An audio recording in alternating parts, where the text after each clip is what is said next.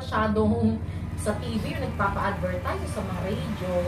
Pamilya yan, one of the top, nasa top 10 developers in the country. And kaya napakaraming project niya na na-develop na, gini-develop pa until now.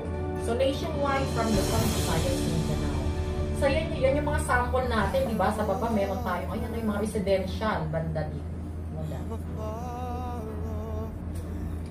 Meron din tayo yung mga medium rise, high rise na natin, na product offering sa clients natin.